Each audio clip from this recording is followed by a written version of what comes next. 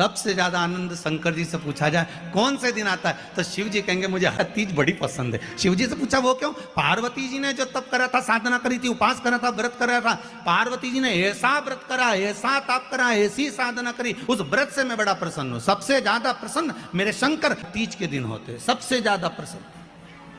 और माताओं से निवेदन रहा है, बार बार कहते हैं आप अगर इसका व्रत नहीं भी करते हो तो भी 5-6 वृक्ष की 7 वृक्ष की पत्तियों को तोड़कर तीज के दिन शंकर भगवान को समर्पित कर दो। शंकर जी उस व्रत को स्वीकार कर लेते हैं, इतने प्रसन्न हो जाते हैं मेरे दिल।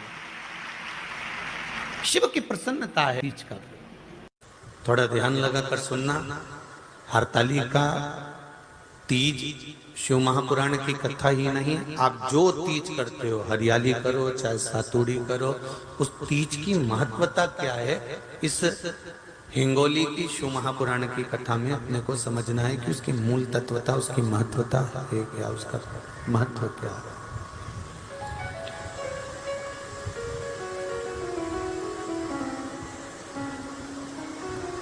भगवान ब्रह्मा, भगवान विष्णु और भगवान शिव, इन तीनों की जो अर्धांगिनियां, ब्रह्माणी, लक्ष्मी और पार्वती, इन तीनों ने तप कर कर, साधना कर कर ब्रह्मदेव को, भगवान विष्णु को और भगवान शंकर को प्राप्त किया। और तीनों ने प्राप्त कर कर तीनों देवताओं से वर मांगा कि वर हमको ऐसा दीजिए कि हमारे तप साधना का फल नारी को तीज के दिन प्राप्त हो जाए। अब देखिए जरा, एक ही व्रत से, एक ही उपवास से उसको संपूर्ण तप साधना का फल प्राप्त हो रहा है, संपूर्ण तप साधना का फल उसको मिल रहा है। मात्र एक व्रत से, केवल एक व्रत कर रहे हैं, संपूर्ण तप साधना का फल उसको प्राप्त हो रहा है। ऐसा कोई व्रत, ऐसी कोई साधना, ऐसा कोई शंभो शरण पड़ी मांगो घड़ी रे घड़ी दुख काटो दया करी न दर्शन आपो शंभो शरण पड़ी मांगो घड़ी रे घड़ी दुख काटो दया करी न दर्शन आपो।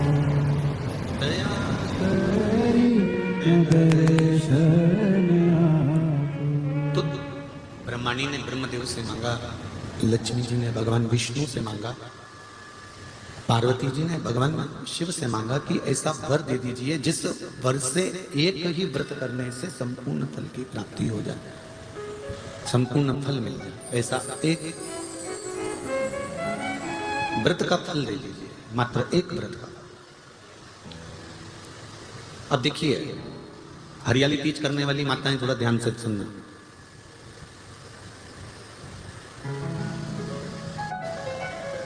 हरियाली तीज जब माताएं करती हैं तो एक हरियाली तीज, एक गणगौर की तीज,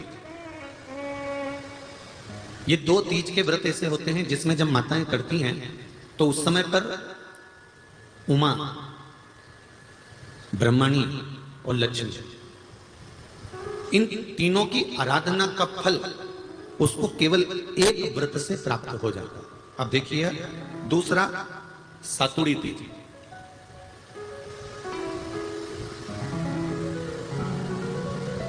इसमें उमा और महेश्वर, उमा और महेश, ब्रह्मणी और लक्ष्मी, इन चार के व्रत तप का फल एक साथ सातुड़ी तीज के दिन प्राप्त हो जाता है। अब एक आती है हरतालिका तीज। आप लोग करते हो हड़तालिका? यहाँ लोग करते कि नहीं करते? करते हैं यहाँ पे हड़तालिका?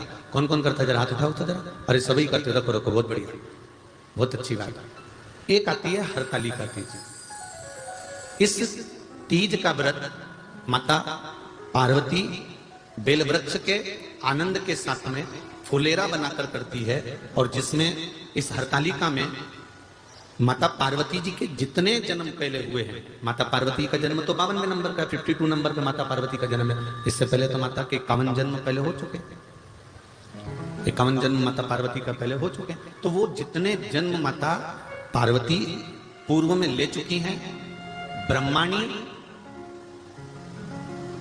जितनी बार ब्रह्मदेव के साथ में विराजमान हो चुकी हैं, इंद्राणी जितनी बार इंद्र के साथ विराजमान हो चुकी हैं, और लक्ष्मी चाहे वो राधा के रूप में हो, चाहे वो रुक्मणी के रूप में हो, चाहे वो सतभामा के रूप में हो, चाहे वो यमुना के रूप में हो, चाहे वो गंगा के रूप में हो, जितनी बार माता लक्ष्मी ने रूप धारण करे हैं वो सब रूप में, और माता पार्वती अपने सारे रूप में, ब्रह्मणी अपने सारे रूप में, लक्ष्मी अपने सारे रूप में इस हड़तालिका तीज के व्रत को करने के लिए आतुर रहती हैं। और इस व्रत को कर कर एक दिन में ही संपूर्ण विश्व का जितना तप है, साधना है, उपवास है, सबका फल एक साथ एकत्रित कर लेती हैं केवल एक व्रत में, हड़तालिका तीज।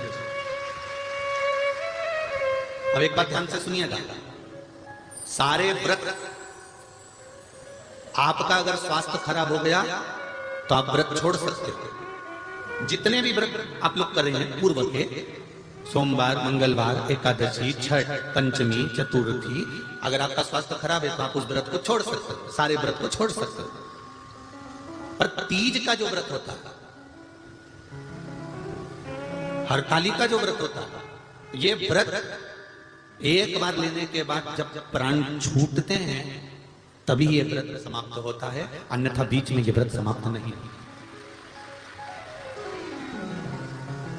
ये व्रत समाप्त होता ही नहीं। अगर शरीर से नहीं बनता कि अब हमारी अवस्था हो गई, अब शरीर से नहीं बन रहा है, तो भले एक पहर की पूजन कर कर, एक पहर का नियम धारण कर कर, एक पहर का स्मरण कर कर, एक पहर का पूजन कर धारण करो, और उसके बाद में भले आप थोड़ा सा जो भी आपको लेना है वो कर लो, पर इस व्रत को करना ही पड़ता है। इस व्रत का नियम ही यही है। इस व्रत पार्वती मैं तुम्हें प्राप्त हुआ हूं, यह हरतालिका तीज के व्रत का फल है। शिव जी कहते हैं पार्वती जो नारी हरतालिका तीज के व्रत का स्मरण करती है, फुलेरा जो बांधा जाता है उसमें 5 माला से ज्यादा माला लटकना चाहिए, 5 से कम नहीं। कितनी? जैसे माला जो लटकाते हो वो 5 से ज्यादा होना चाहिए। 5 तो जया, विषहरा, सामरीबारी, दौतली, देव, इससे अधिक होगी चलेगा, पर इससे कम फुलेरे के अंदर माला नहीं होना चाहिए महाराज। दूसरा, फुलेरा जहां हरतालिका व्रत हो वहीं पर बांधा जाता है। हरतालिका तीज का व्रत एक ऐसा व्रत होता है जो मरते दम तक रहता है। इस व्रत को छोड़ा नहीं जाता। ये नहीं किसी और वाले गुरु जी ने कहा और अपन ने एक बार कर लिया और अगली बार वो व्रत गायब हो गया, ऐसा नहीं होता। हरतालिका तीज अखंड सौभाग्य के लिए, वंश वृद्धि के लिए, कार्य सिद्धि के लिए, और कुंवारी कन्याएं उत्तम वर प्राप्ति के लिए, आनंद सुख के लिए करती हैं। ऐसा नहीं है कि केवल स्त्री ही करती है। जब नारी किसी कारणवश व्रत नहीं कर पाती तो पुरुष इस व्रत को धारण करते हैं। 30 अगस्त को, यही 30 तारीख को, कल 29 है, परसों 30 तारीख को हरतालिका तीज रहेगी। आप सब अपने हृदय से, मन से इस व्रत को कर कर अपने जीवन को सार्थक बनाइएगा। जो करते हैं, कितने लोग करते हो जरा हाथ उठाइए। हरतालिका तीज इतने सारे करते हो, अरे बाबा कर लो, प्रणाम प्रणाम, आपको बहुत बहुत नमन करता हूं, बहुत बहुत सारा। फुलेरा बांधते हो? नहीं। अब की बात बांधना। मंदिर में करते हो तो मंदिर में, घर में करते हो तो घर में।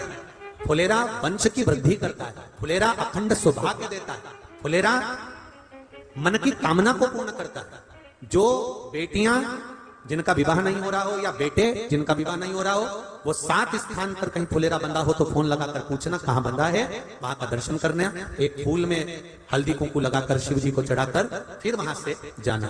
7 स्थान के फुलेरे का दर्शन अवश्य करिएगा। जो व्रत नहीं करते हैं उनसे निवेदन है, कहीं हरतालिका हो रही हो तो वहां बैठकर अगर भजन हो रहे हो तो थोड़ी देर भजन गाने चले जाना। अपने मोहल्ले में, कॉलोनी में, सोसाइटी में कहीं हरतालिका तीज का व्रत हो रहा हो तो 2-4 मिनट जाकर दर्शन जरूर करना, जिससे भोलेनाथ आपका खंड सौभाग्य करे और आपके मन की कामना पूर्ण करे।